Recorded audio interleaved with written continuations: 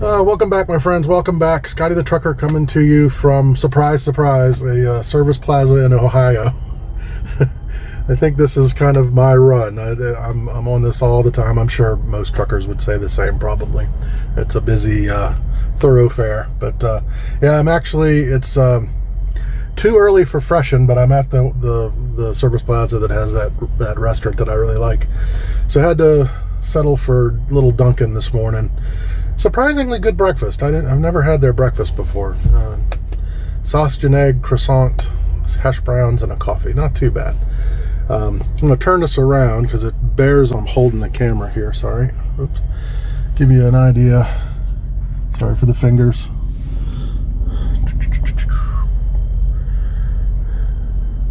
Looks like they've done a pretty good job of cleaning this up, but it's still pretty icy. I'm going to flip my thing here. This is going to be, as the kids say, a little random. I think I just have a few kind of disjointed thoughts that I thought I'd share today. And the first one is this: it's just kind of struck me that, you know, you start trucking and you have a million fears and worries and concerns, and rightfully so. You know, there's a lot of danger out here. You know, you're learning difficult things. So there's a lot on your mind as far as the trucking goes, and there's a lot that can go wrong with trucking, and, you know, breakdowns, accidents, you know, fender benders, all kinds of stuff can ruin your day out here. And it was just, I got out of the truck, I went in and had a shower and breakfast, like I mentioned, and it kind of struck me, you know, that most of those fears have gone away, but a new real fear walking into the service plaza, because it struck me, you know, busting my ass in this parking lot could be every bit as bad as a breakdown. You know, you break a foot, you know, you hurt yourself real bad, you know, you're going to be out for a long time. You know, it's so PSA, you know, wear proper foot gear. I did not. I'm wearing my New Balance. I do have a pair of boots I think I'll be switching to, but I made it in fine. But it did strike me that something as simple as slipping in a parking lot, you know, in my old job, you know, you go to work with a cast and crutches and you're fine. This one, you know, there are certain injuries you cannot continue with. So a bit of a fragile existence is trucking. Let's see, the other thing, just another, since I'm on PSAs, I was going to just remind everybody, make sure you're doing your anti-gel. I think my Freightliner, unless the global warming or whatever is going on, in 3 hours I watched the temperature on my dash. It ranged from 27 to 11 up and down. It's like, man, Ohio's weird. But anyway, it was cold. It was well below freezing for some of it, and it's 21 right now. So make sure you're doing your anti-gel. I was a little concerned last night.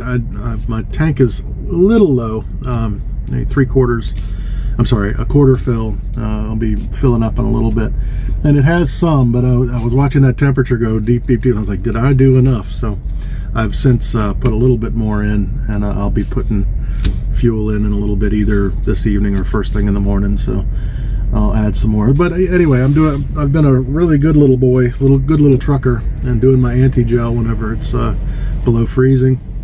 I try whenever possible to put it in before I fill up, because it mixes it up much better. And a shout out, I don't know if they watch my channel or not, but shout out to JDQ and Junior Honduras for the tips. I was on Discord.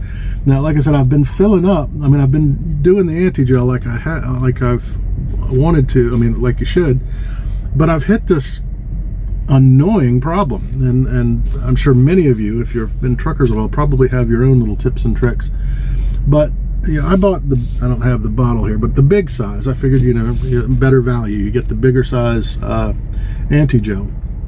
And the problem I'm hitting, at least on my year of Freightliner, I'm guessing maybe it's all Freightliners, you have that little hole on the side. It's maybe this big, you know, where your gas tank is. It goes through the frame of the outer frame, and then the gas tank is inside. There's no way to get that big bottle in there and pour without spilling it all over the place. So I had come up with, I went and bought a funnel, you know, makes sense. But the funnel that I bought is too damn big, in that you put the hose part of it down into the tank, but the big part at the end that you pour the stuff is too big so that it's not angled upwards, so that, you know, you pour it down and it goes down. It's angled more this way, and trying to throw the anti-gel in sideways is not working either.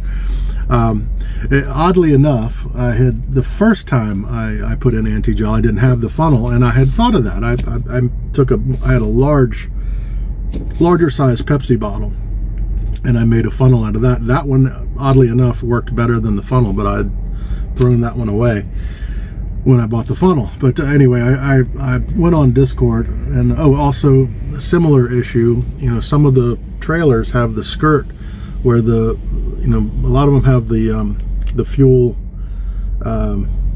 whatever, the spout, whatever, not the opening, that's external to the skirt, but some of them it's recessed behind the skirt, and I hit the same problem trying to get a funnel to work like that. It was just a big mess. On top of that, when you're spilling the shit, it's getting on your gloves, and your gloves, you know, which you usually ride right beside my my seat, were a bit much as far as the fumes go. So I've been putting my gloves into the storage hatch on the side, which caused its own problem in that, you know, while it's not in the cab, your pillow, where you lay your head at night, is right above that storage space. And in my case, my CPAP, sorry, the sun's getting a little intense here, my CPAP is right above that compartment. So there was a couple nights of huffing that stuff, unfortunately. But I'm starting to figure things out. And as I said, thanks to JDQ and Junior Honduras, who both in Discord immediately had a few tips and tricks for me. JDQ suggested kind of what I started with, but get the big Dasani. I was looking for, I don't know what brand it is. It has the, I think it's that, what is that, Pure Water or something like that. It's the skinny bottle, but the real tall one. I think I'm going to try this one, but I'm thinking that one might be even better. But anyway, he told me to large Dasani bottle, and it's always served him well. And Junior was talking about there's a way to get the bottle past you, I guess with the lid on. You put it inside, take the lid off, and pour it. And I'm guessing that, actually not guessing, I think he was saying that it had to be a smaller bottle, so the big bottles are out. But anyway, so PSAs for that too. And I guess the last thing I'll do, just a parting thought. Again, these are all over the place, but something I was thinking about, you know, I'm always trying to think of positives and negatives to trucking so that I can share them, you know. And sometimes I get to thinking I need to do a video, but I'm like, what am I going to talk about? I'm through training. I'm certainly going to be a rookie for quite a while, but I'm kind of through the newbie stage. You know, I'm getting this. You know, I'm doing pretty good. So you start running out of things to talk about. But I was sitting there trying to think of positives and negatives, and one of the things that kind of hit me today was that trucking is teaching me to live in the moment more.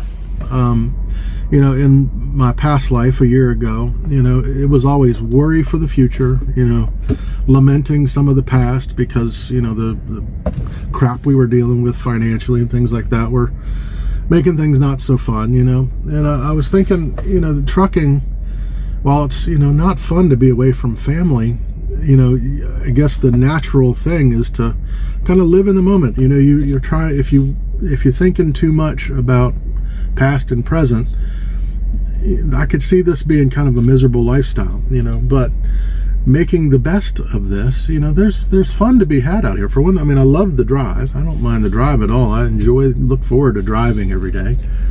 And things like what I did today, you know, I've mentioned in other videos that I've become a big believer in using that, you know, that split berth, you know, to pause the clock. It's making I'm making better use of that break. You know, you have to take that 30-minute break. And I remember in TNT, I used to hate it because the 30-minute breaks, they neither help nor harm you. You know, they're almost no benefit or takeaway, you know. It's just a pause in your day, you know, just a blip that holds you up. But, you know, if you drive 5 hours and then take a 2-hour break, you know, that can leave you a little more refreshed and wide-eyed and eager to get back out there, you know, and it pause your clock in the process. So I've been doing that some days, like these longer day drives, you know. So instead of 30 minutes, you know, I drove, I don't know, 5 or 6 hours this morning. I'm going to do a little bit more. But instead of that 30-minute break that benefits nothing, you know, take a real break. Go in, enjoy some breakfast, sit there, look at the snow, you know, and enjoy yourself. Enjoy the moment, you know, make the best of this situation. You know, don't just drive for money, you know, it's your life too, you know. Find ways to improve upon the lifestyle out here, and I'm learning, but I'm enjoying it, you know. Aside from being away from family, you know, and some little discomforts and issues that pop up and stresses and things like that, for the most part, I'm enjoying this lifestyle. I really do. I like stopping places like this and just breathing a bit, you know. So anyway, yeah, it's something, it's kind of trained me, which I never used to do, is really make the best, maybe not just live in the moment, but make the best of the moment, you know. This can be a pretty cool lifestyle, but you gotta, it's like anything, you get out of it what you put into it. And I'm starting to try different ways. You know, I'm not one of those truckers that does a lot of, my buddy Peruvian trucker, he I think does a lot more of this than I do, and I don't take away from it. I'm hoping that someday maybe I'll get to that point, but you know, I'm not one that you know, stops places and takes Ubers, you know, all over the place to see the cities and things like that. For one thing, most of that doesn't interest me that much, to be honest. But yeah, I'm not a stop and smell the roses. Now I enjoying a, you know, a pretty rest stop, or, you know, if you stop someplace, you know, for fuel. I'm saying fuel, John Halgren, you know, those of you who don't read the comments, I've got my quality control specialist in the comments. He's always got some constructive criticism, and he's gotten after me for saying gas. So sorry, hard old habits. You know, if you're fueling at a place but you've got the Rocky Mountains behind, you know, I can enjoy that moment, but I'm not really someone that is going to Uber places and, you know, sightsee a whole lot, especially because right now I'm just trying to put as much money into my pockets, you know, get those accounts up to the point where I can enjoy myself a little bit more. So anyway, that's all over the place. I'm probably going to play this back and see if it's post worthy. I'm not sure. I'm not usually this disjointed, but I was just sitting there having breakfast and several unattached random thoughts cross my brain, so you get the benefit of that. All right, I hope you all are having a great day, and I hope you're well, and I'll see you soon. Bye bye.